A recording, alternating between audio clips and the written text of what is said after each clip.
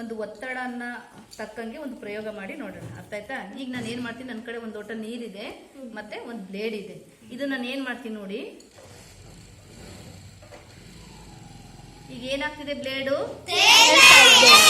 ಇದು ಯಾಕೆ ತೇಲ್ತಿದ್ಯಪ್ಪ ಅಂದ್ರೆ ಈ ಬ್ಲೇಡಿನಲ್ಲಿರುವಂತಹ ರಾಶಿ ಏನಿದೆ ಅದು ಸಮಾನಾಂತರವಾಗಿ ಹರಡ್ಕೊಂಡಿದೆ.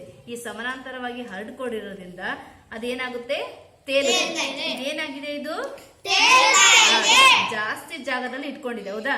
ಈ ರಾಶಿ ಏನಿದೆ ಇದು ಜಾಸ್ತಿ ಜಾಗದಲ್ಲಿ ಹರಡ್ಕೊಂಡಿರೋದ್ರಿಂದ ಇದೇನಾಗುತ್ತೆ, ತೇಲುತ್ತೆ. ಈ ವಸ್ತು ಏನಾಗುತ್ತೆ, ಈ ವಸ್ತುವಿನ ರಾಶಿ ಜಾಸ್ತಿ ಜಾಗದಲ್ಲಿ ಹರಡ್ಕೊಂಡಿರೋದ್ರಿಂದ ಅದು ತೇಲುತ್ತೆ. ಹೌದಾ? ಯಾಕಂದ್ರೆ ಇದು ಜಾಸ್ತಿ ಜಾಗ ಆಯ್ತು. ಹೌದಾ? ಪ್ಲೇಸ್ ಜಾಸ್ತಿ ಆಯ್ತು. ಹೌದಾ?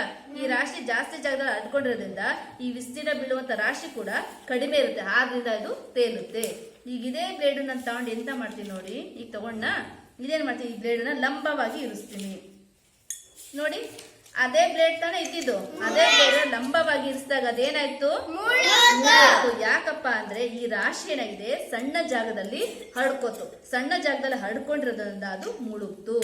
ಈ ರೀತಿಯಾಗಿ ಏಕಮಾನ ವಿಸ್ತೀರ್ಣದ ಮೇಲಿರುವಂತಹ ರಾಶಿ ಅವಲಂಬಿತವಾಗಿರೋದ್ರಿಂದ ಇದಕ್ಕೆ ನಾವು ಒತ್ತಡ ಜಾಸ್ತಿ ಬಿಡುತ್ತೆ. ಹೀಗಾಗಿ ಅದನ್ನ ನಾವೇನಂತ ಕರಿತೀವಪ್ಪ ಅಂದ್ರೆ ಒತ್ತಡ ಅಂತ ಕರಿತೀವಿ. ಅಂದ್ರೆ ಒಂದು ಏಕಮಾನ ಪ್ರದೇಶದ ಮೇಲೆ ಪ್ರಯೋಗಿಸಲ್ಪಡುವಂತಹ ಬಲವೇ ಒತ್ತಡ. ಇದು ಇದಕ್ಕೆ ಉದಾಹರಣೆ. ಆಯ್ತಾ? ಓಕೆ.